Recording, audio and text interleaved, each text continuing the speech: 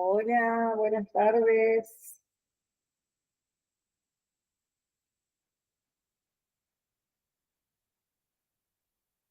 Vamos a esperar 4 minutitos que terminen de conectarse todos y largamos con la clase del día de hoy, ¿sí?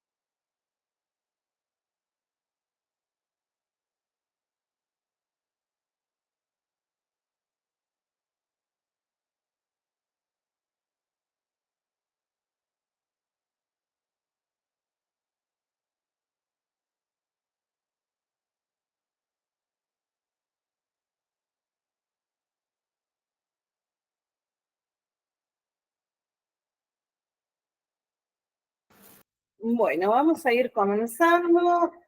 Muy buenas noches, ya. ¿Cómo están? Espero que se encuentren bien. Bueno, la clase del día de hoy, obviamente, seguimos dentro de lo que es nuestra unidad, nuestra primera unidad dentro de lo que es la criminalística, ¿sí? Venimos hablando de lo que es el concepto de criminalística. Habíamos estado viendo en cuanto a lo que es el lugar de los hechos, la diferencia del lugar de los hechos con la escena del crimen, tipos del lugar de los hechos, y habíamos comenzado a hablar de métodos aconsejables para la búsqueda de evidencia. Tenían tarea para el día de hoy. Pero antes de consultarles sobre qué hicieron en cuanto a lo que les había solicitado que investiguen, ¿sí? Vamos a continuar con lo que serían estas técnicas de búsqueda dentro de lo que es la DCM, ¿sí? Cuando hablábamos de técnicas de búsqueda, ¿sí? Nosotros más precisamente estamos haciendo referencia a qué. ¿Ah? Es una de nuestras tareas más fundamentales que tenemos dentro de lo que es el lugar de los hechos, que es la forma en la que nosotros vamos a buscar, vamos a abordar ese lugar de los hechos para poder encontrar toda la evidencia necesaria para obviamente determinar qué sucedió en ese lugar. ¿Sí? Repito, es una de nuestras tareas fundamentales, obviamente dentro de la criminalística, la de hallar estos indicios, ¿sí? Ya que sin estos indicios, sin estas evidencias, ¿qué pasa? Si nosotros no encontramos nada relacionado a lo que es el lugar de los hechos con lo que sucedió, ¿qué va a pasar? ¿Vamos a poder investigar? ¿Vamos a poder determinar quién fue? No, ¿verdad? Entonces, nosotros nos basamos en buscar estos indicios, ¿sí? En estos materiales para poder iniciar recién lo que sería la investigación. ¿Sí?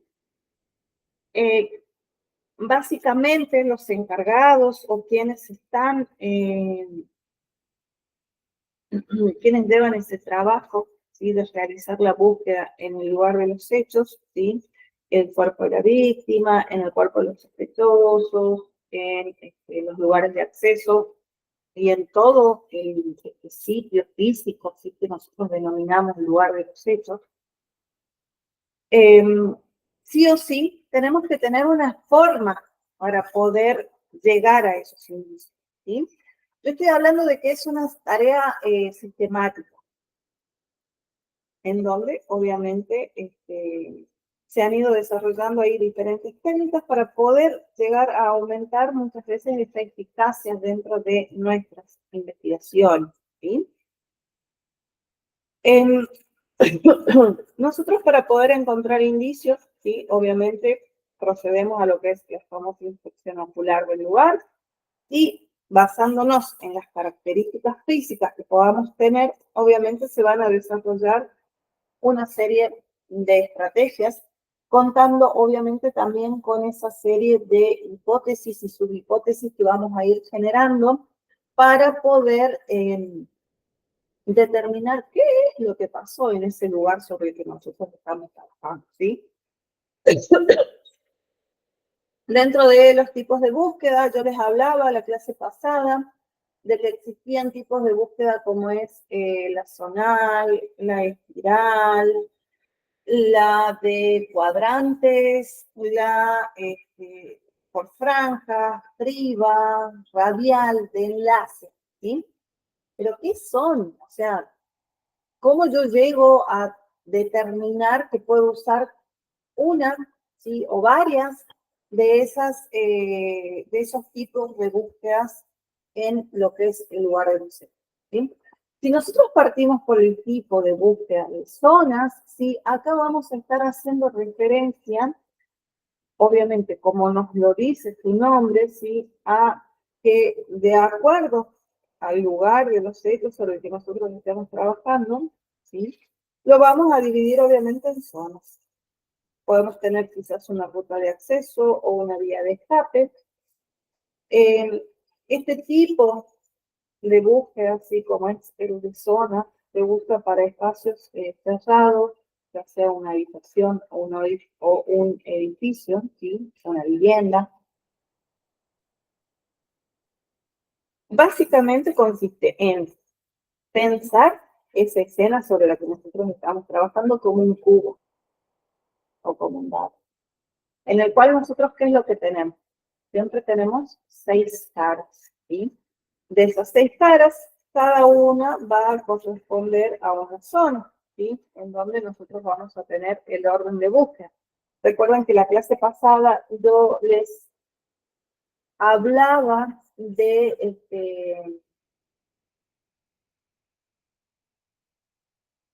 de que el lugar de los hechos está básicamente, nosotros trabajamos en un lugar tridimensional, donde tenemos el piso, las paredes y el techo, ¿sí? Nosotros habíamos visto la clase pasada de cómo nosotros nos presentábamos sobre ese lugar de los hechos y veíamos, ¿sí?, qué hacer o por dónde nosotros íbamos a comenzar a observar qué es lo que había sucedido, qué es lo que había, qué es lo que nos llamaba la atención. Bueno, lo mismo pasa en la búsqueda de esos indicios, ¿sí?, en este tipo, como es el de zonas, ¿sí? Ya que nosotros si nos ubicamos como en un dado o en un cubo, nosotros tenemos 6 caras, ¿sí? Sobre esas caras nosotros vamos a tener el piso, el techo, ¿sí?, y las paredes. Es básicamente la forma en la que nosotros observábamos también ese lugar de los hechos, ¿sí? Después tenemos en espiral. En espiral es muy sencillo, ¿sí? Se inicia desde la parte externa o interna o viceversa. Y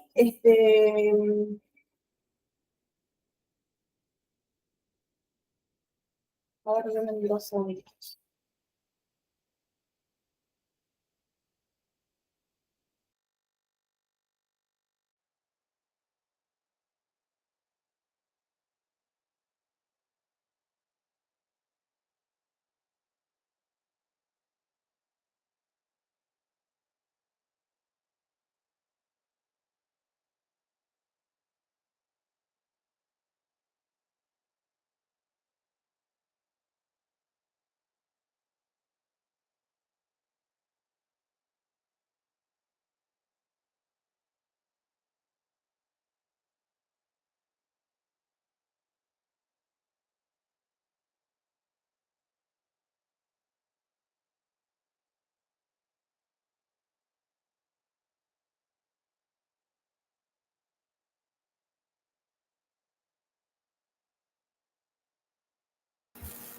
Bien, disculpen. En espiral, como les decía, o sea, nosotros podemos iniciarlo desde la parte central, quizás de una habitación, ¿sí? E ir, e ir hacia las afueras, ¿sí? O comenzarlo viceversa, desde las afueras, ¿sí?, hasta llegar al centro de lo que sería el lugar de los hechos, ¿sí? Y nosotros, se utilizan muchas veces en espacios abiertos, ¿sí? Y en los cerrados, obviamente, se puede complementar con únicamente la parte de la zona del piso, ¿sí? Nosotros, este es uno de los más usados quizás cuando encontramos algún cadáver, ¿sí?, ya que se trata de ir desde el cadáver de la víctima, ¿sí?, siguiendo una espiral hasta una de las zonas de las bases de las paredes. Después tenemos la radial, ¿sí?, que se parte desde el epicentro en todas direcciones. Es una técnica utilizada en la reconstrucción muchas veces de explosiones, accidentes aéreos y en algunas situaciones en que la evidencia física puedan quedar como esparcidas, ¿sí?, en varios lugares, ¿sí?, en donde sucedió el hecho, ¿sí? Entonces, hasta acá tenemos por zonas, en espiral, radial, ¿sí? Después tenemos en criba o en escriba con S al principio, ¿sí?, que es exactamente lo mismo, que está indicada para que nosotros la utilizamos en espacios abiertos, en donde nosotros vamos delimitando, ¿sí?, el área mediante coordenadas de referencia, ¿sí?, que obviamente nosotros vamos a ir dividiendo el terreno en porciones, ¿sí?, con una misma forma geométrica.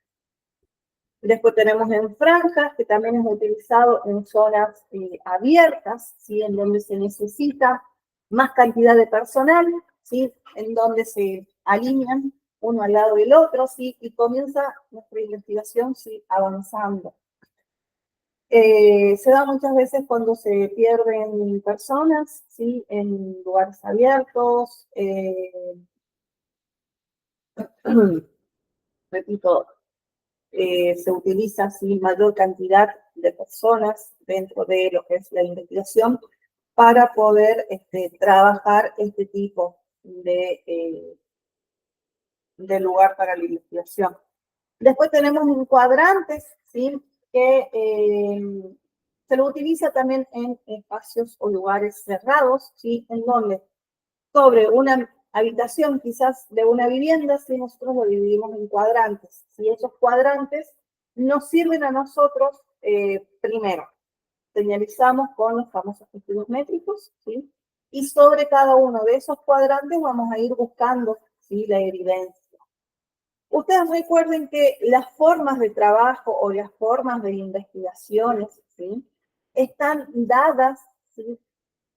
Para que nosotros estemos y trabajemos de una forma ordenada, ¿sí?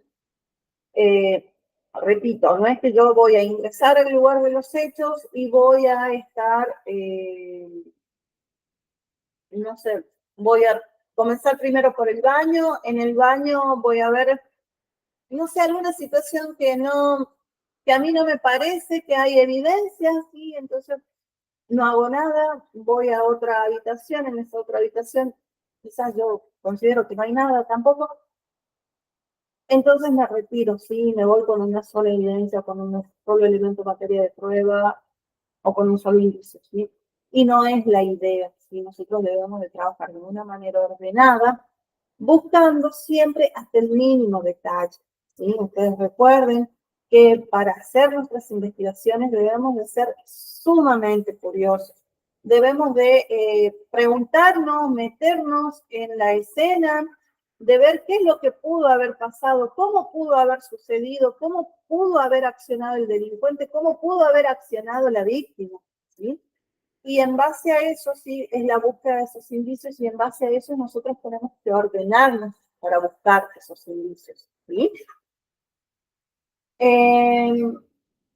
Nosotros no solamente sí lo trabajamos sobre espacios físicos como una vivienda, como un descampado, como un container, ¿sí? Sino que nosotros a un automóvil también lo tomamos como un lugar de los hechos, que es un espacio físico y en donde nosotros también debemos de saber cómo buscar, cómo comenzar una búsqueda en un automóvil, ¿sí? Eh, por ejemplo, al automóvil nosotros también lo tomaríamos como un sitio en 3 dimensiones. Nosotros también lo tomaríamos como, por ejemplo, para buscar evidencia de la manera zonal, en donde lo convertiríamos quizás en un dado y buscaríamos esos 6 lados. ¿Qué piensa? ¿Será esa la forma correcta en la que nosotros buscaríamos evidencia?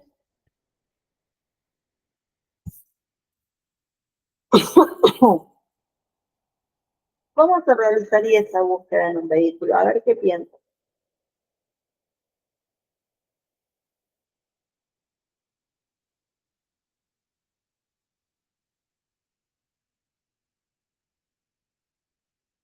Bien. Nosotros, ¿sí? Para poder buscar evidencia sobre un automóvil, eh, o quizás si encontramos un automóvil, un vehículo en donde puede llegar a tener relación con la víctima o el victimario, ¿sí? Obviamente debemos de realizarle una investigación en donde nosotros vamos a dividir entre el exterior y el interior, obviamente, ¿sí? Y para cada uno de estos casos nosotros vamos a ubicarlos o trabajarlos de manera de cuadrante, ¿sí? Estos cuadrantes nosotros siempre lo vamos a manejar, ¿sí? Con 5 partes de 5 lados, ¿sí?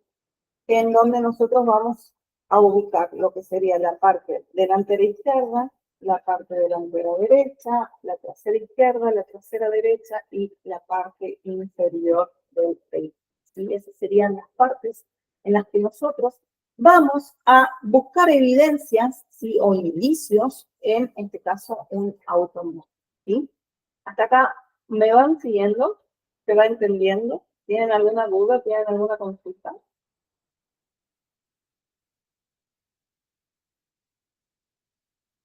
Bien. Yo había hecho referencia que dentro de estas investigaciones, dentro de este tipo de actuar, de buscar, ¿sí? Nosotros debemos de movernos como un equipo, ¿sí? uno solo se va a encargar de hacer absolutamente todo. Nosotros hacemos un trabajo en equipo y un equipo de trabajo, ¿sí? Ahí nosotros tenemos que tirar exactamente para el mismo lado, ¿sí? Y realizar una buena búsqueda, ¿sí? ¿Qué es lo que pasa? El trabajo en equipo, ¿sí? Muchas veces se basa en lo que se llamaría o se denominaría principio de observación, en donde nosotros debemos de tener en cuenta que antes de ingresar a lo que es el lugar de los hechos, tenemos que coordinar cuáles van a ser las prioridades, ¿sí? Cuál va a ser ese orden, cuál va a ser la forma en la que se va a ingresar a ese lugar. Obviamente, nosotros siempre trabajamos bajo un protocolo.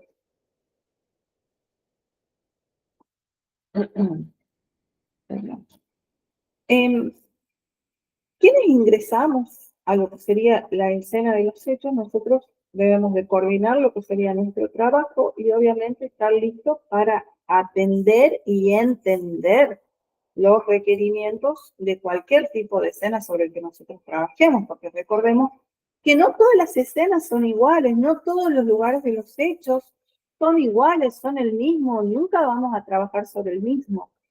Y en caso de que trabajemos sobre el mismo lugar de los hechos, las evidencias, los indicios no van a ser los mismos, ¿sí? Eh, por lo general, ¿sí? Los delitos no tienen un horario fijo, es obvio, ¿sí? Entonces nosotros debemos de estar listos para salir en cualquier momento, a cualquier hora, que obviamente se nos requiera, ¿sí? Al momento de salir, nosotros ya debemos de tener listo nuestro equipo, ¿sí? El equipo con el que nosotros vamos a trabajar, con el equipo con el que nosotros vamos a movernos, ¿sí? Dependiendo del lugar, repito, nosotros vamos a ver cómo trabajamos. El trabajo de campo, ¿sí? Es diferente al del laboratorio. Nosotros debemos de establecer un principio de especialización, ¿sí? O sea que acá nosotros vamos a depender de cada funcionario o de cada uno de nosotros que va sobre ese equipo, ¿sí? De la funcionalidad que tiene cada uno. Por ejemplo, si vamos a un lugar de los hechos en donde un accidente de tránsito, ¿sí? Yo debo de saber a quién voy a llevar. No puedo llevar a un experto en balística o un experto en informática, quizás, porque no va a tener mucho que hacer sobre ese tipo de lugar de los hechos. Pero quizás sí uno en accidente que había obvio, fotografía, levantamiento de indicios, ¿sí? Levantamiento de huellas latentes, quizás, son quienes me van a servir más o me van a ser más funcionales en ese tipo de lugar de los hechos. Lo mismo pasaría que si yo voy a un homicidio, ¿sí? No voy a llevar a un especialista en accidentes de tránsito, ¿sí? Sino que voy a llevar a un especialista en quizás armas de fuego, armas blancas, que estén obviamente relacionados sobre ese lugar sobre el que yo voy a ir a trabajar. No es necesario mover a todo mi equipo técnico, ¿sí?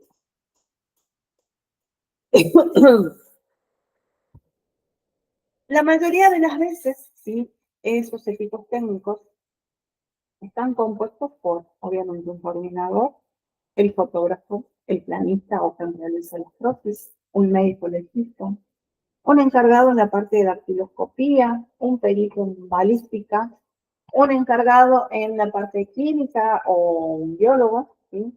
Un odontólogo forense, un antropólogo y un recolector y embalador, ¿sí? Nosotros hablábamos también de lo que es la fijación de esa escena, de ese lugar. ¿Cómo piensan ustedes que se da esa fijación dentro de la escena? ¿Por dónde comienza? ¿Qué es lo que yo debo de fijar? Yo anoto, a ver, por ejemplo, agarro teléfono y empiezo a anotar todo lo que veo sobre el lugar de los hechos? ¿O cómo se realizaría ordenadamente esa fijación? A ver qué piensas.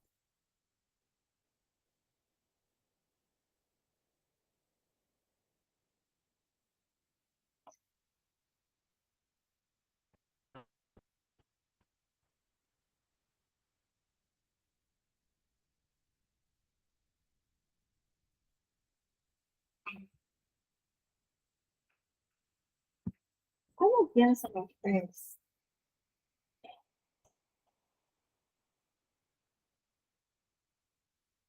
Dentro de lo que es la fijación de la escena, ¿sí? Nosotros es en donde básicamente debemos, ya la tenemos asegurada, la tenemos protegida, ¿sí? Y ya tenemos más o menos cómo vamos a abordarla, cómo vamos a investigar, ¿sí? Vamos a comenzar con una fijación narrativa. ¿Cómo se da esa fijación narrativa? Tiene que ver con la cronología de cómo se fueron dando las fijaciones, ¿sí?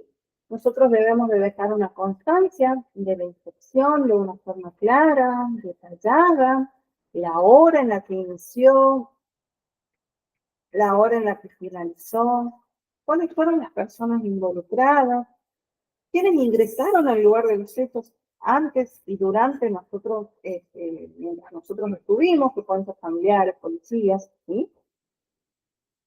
Básicamente, toda esta situación narrativa que vamos a anotar, ¿sí? Es nuestra memoria. Después continuamos con lo que específicamente vamos a ver el día de hoy, ¿sí? Que es la parte fotográfica. Bien, cuando nosotros hablamos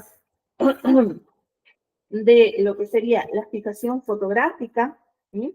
Nosotros obviamente vamos a llevar un registro fotográfico de las pruebas más sólidas y más importantes sobre ese lugar de los hechos, porque obviamente dentro de la fotografía nosotros vamos a tener un importante, ¿sí?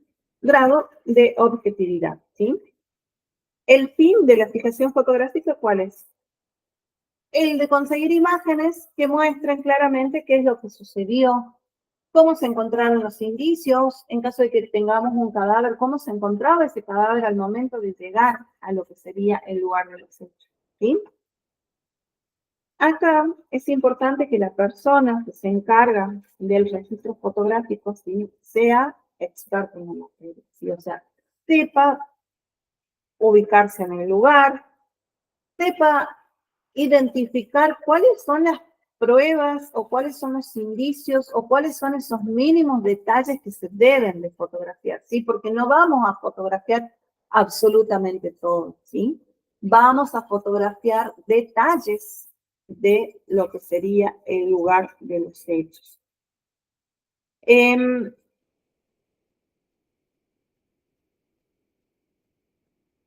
Dentro de las tomas fotográficas, ¿sí? Nosotros comenzamos con lo que son las fotos panorámicas, que obviamente van a retratar áreas de diferentes puntos cardinales.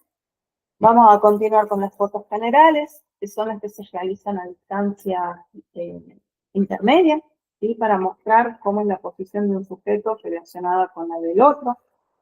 Las fotos de acercamiento, comenzamos con los planos medios, que son fotografías realizadas a corta distancia, que nos van a permitir ver a nosotros una cantidad aún más razonable de qué es lo que sucedió. Primeros planos se realizan a muy corta distancia, y los de detalle o primerísimos primer plano, que son tomas de grandes acercamientos que nos van a señalar a nosotros las particularidades de esos indicios, ¿sí? Un pequeño power para que veamos un poco de historia dentro de lo que es la fotografía y hablemos sobre esos planos que yo les acabo de mencionar.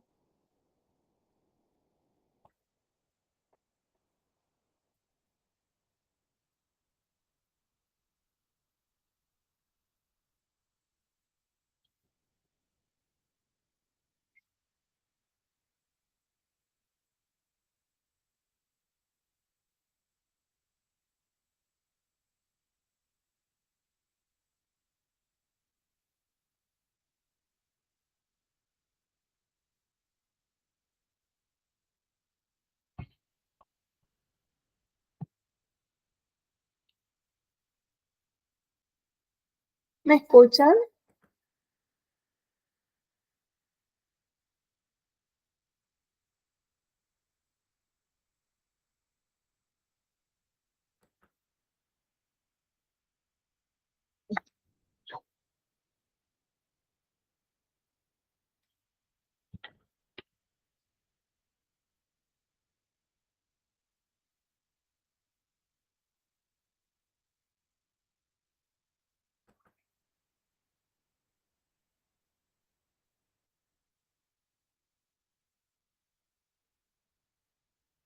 ¿Me escuchan ahí?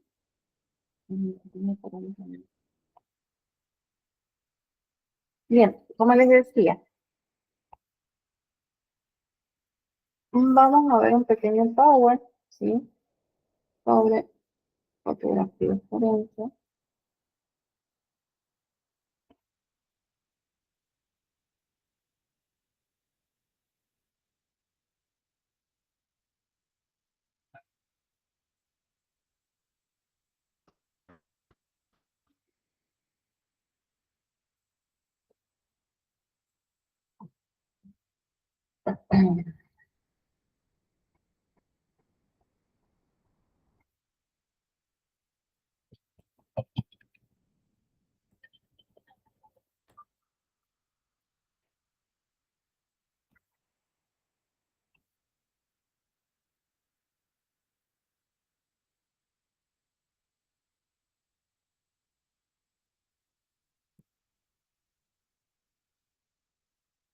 Y me dicen si pueden visualizar.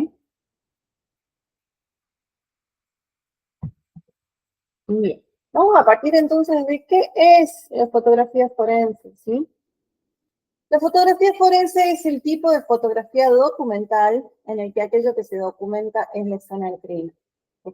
Su finalidad es evidenciar posibles sucesos que han podido ocurrir en dicha escena, señalando a unas personas u otras en función de las pruebas que nosotros encontramos. Es importante conseguir realizar todo tipo de fotografías en la escena del crimen antes de que se empiecen a estar en contacto con la misma para así alterar lo menos posible la imagen del lugar, ¿sí? Entonces, ¿esto qué quiere decir? Que el primero que ingresa al lugar de los hechos, aparte del coordinador, sí, es el fotógrafo, ¿sí? Él va a documentar en detalle la escena antes de que ingresen las otras personas involucradas en lo que sería el equipo, ¿sí? La fotografía forense surge en el año 1866 por Alan Pinkerton, ¿sí?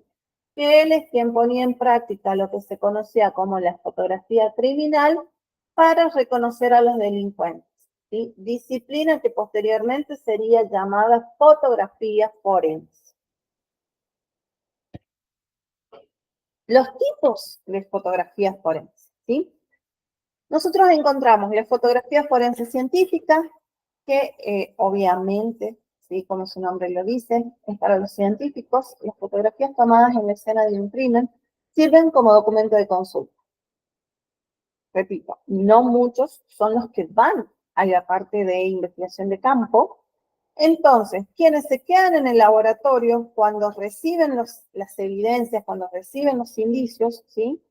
Necesitan observar las fotografías, ver las fotografías para entender dónde se encontraban y cuál pudo haber sido el uso que se les dio más allá de las investigaciones que puedan hacer ellos en los laboratorios, ¿sí? Entonces, ellos tienen que estar, estas fotografías deben estar ordenadas, ¿sí? Para que esos compañeros puedan entenderlas y puedan entender qué es lo que sucedió. La fotografía forense judicial. Hasta hace poco, la fotografía servía como prueba irrefutable en un juicio, pero el desarrollo en las técnicas de fotomontaje y manipulación hacen que cada vez tengan menos valor. Hasta ahora, cuando se aplicaba a lo que sería la criminalística, las condiciones que debían de cumplir este tipo de fotos eran exactitud y nitidez, ya que tenían como fin obtener imágenes que sirvieran a los investigadores como herramientas primarias para el esclarecimiento de una conducta delictiva a través de la imagen. La fotografía forense en el lugar de los hechos, ¿sí? No es en sí un tipo de fotografía, pero es un tipo de procedimiento general a todas ellas. Acá nosotros vamos a tratar de obtener panorámicas generales de las zonas del lugar. Luego, como veremos más adelante, estas se van a ir complementando con otras fotografías, con otros planos más cerrados. Los peritos forenses llaman a las imágenes que se toman cuando aún no ha habido ninguna modificación en la escena como imágenes preliminares. Bien, acá nosotros tenemos uno de los principales planos que se toma sobre lo que sería la investigación, como es el plano general, el cual a nosotros nos da información sobre dónde ha ocurrido el evento. En el caso de la fotografía que están viendo ustedes en imágenes, tiene que ver con la explosión en un edificio. En cuanto a la importancia, un experto perito forense sabrá cuáles son las fotos necesarias en cada escena, ¿sí? Es un trabajo metodológico que requiere de un alto grado de observación y conocimientos forenses, balísticos y científicos. Hay que tener en cuenta que las imágenes deben documentar la historia completa de lo sucedido, por lo que el más mínimo detalle puede ser una pieza importante. Hay imágenes que informan sobre el lugar de los hechos, ¿sí? Se trata de los planos generales, como el que acabamos de ver, el cual nos va a ubicar. Con ellos nosotros sabremos si estamos en un interior, en un exterior, si nos rodea un paisaje natural o artificial, por lo que obviamente debemos de mostrar elementos significativos que sirvan como referencia inequívoca sobre el lugar en el que nosotros nos encontramos, ¿sí? Después tenemos lo que se denominan imágenes de intrusión, ¿sí? Se llaman así a aquellas imágenes que progresivamente nos van metiendo a nosotros dentro de lo que es la escena. Se van tomando fotografías de planos cortos que van a permitirnos avanzar sin que estemos allí, ¿sí? Estas imágenes deben de tener puntos de transición que nos permitan pasar de una imagen a la siguiente. En este caso, nosotros acá podemos ver estas imágenes de intrusión, ¿sí? Que nos permiten hacer un recorrido sobre la escena.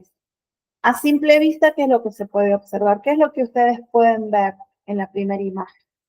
¿Estamos en un lugar de los hechos abierto o cerrado? En la segunda imagen, ¿qué se puede ver? Y en la última, estas imágenes de intrusión nos muestran a nosotros, ¿sí? Que se está trabajando sobre un lugar de los hechos abiertos, aparentemente durante el día, perdón, y aparentemente estamos frente a un accidente de tránsito, ¿sí? Entonces, vean ustedes cómo estas imágenes de intrusión a nosotros ya nos dan un recorrido por la escena sin haber ido a realizar nuestra investigación ahí, ¿sí? Bien, dentro de los tipos de imágenes que se pueden obtener, nosotros contamos con imágenes aéreas o cenitales, imágenes desde el punto de vista del testigo. Dentro de las aéreas o cenitales, ¿sí? Son imágenes que se toman desde arriba, ¿sí? Hoy en día quizás se las pueda tomar directamente con drones, ¿sí? Pero antes, si había una forma de subir a alguna esquina, de buscar una escalera y poder tomar una imagen desde el techo, ¿sí? Se lo hacía. Desde el punto de vista del testigo, este tipo de imágenes no siempre es posible obtenerlas, ¿sí? No siempre hay testigos que nos puedan observar, que nos puedan dar en realidad su posición exacta, ¿sí? Pero ¿qué es lo que se trata? En caso de contar con un testigo, ¿sí? Se ubicaba la cámara a la altura de los ojos de ese testigo desde donde él observó lo que sucedió y se hacían tomas desde ese punto de vista, ¿sí? Bueno, nosotros tenemos que tener en cuenta, como hablaba recién, el de documentar por escrito cada una de las cosas que vamos realizando sobre lo que es el lugar de los hechos, ¿sí? Después contamos con los famosos y conocidos testigos métricos, ¿sí? ¿Qué son? Son esos elementos que tienen números o letras de color amarillo como pequeñas tarjetas que van señalando lo que serían las pruebas, ¿sí? Pueden ser de colores, formas y tamaños diferentes y se usarán unos u otros dependiendo de varios factores como el tipo de luz que usamos para la foto o el grosor y el tamaño del objeto, ¿sí? Es súper importante que a la hora de hacer fotografías nosotros tengamos y contemos con estos testigos métricos, ya que deben de colocarse sobre el mismo plano del objeto por el cual nosotros vamos a fotografiar. No debe de tapar ninguna parte de la evidencia y nunca deben ser más pequeños que el objeto que nosotros queremos mostrar, ¿sí? Acá en imágenes pueden ver algunos tipos de testigos métricos o marcadores.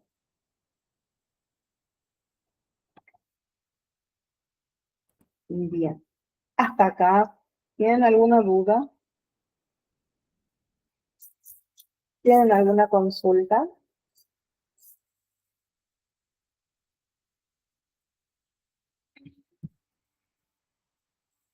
¿No? Bien. Los voy a liberar, sí, por el día de hoy. Y la próxima clase ya vamos a empezar con algunas tareas más arduas en cuanto a lo que ustedes deben de ir realizando. ¿Sí? Vamos a terminar ya de ver el tema de fotografía forense, vamos a terminar de ver el tema de los planos para que ustedes puedan entender los planos y obviamente luego van a tener que realizar sus primeras tomas fotográficas y basándonos obviamente en los apuntes y lo que hayamos visto en clases. Repito, en caso de que ustedes presenten alguna duda sobre el curso y sobre lo que se está viendo, ¿sí? No duden en comunicarse conmigo. Así podemos resolver a esos inconvenientes o puedo esclarecer aquellas dudas que ustedes tengan, ¿sí? Nos vemos la próxima clase. Que tengan una excelente culminación de día. Chao, chao.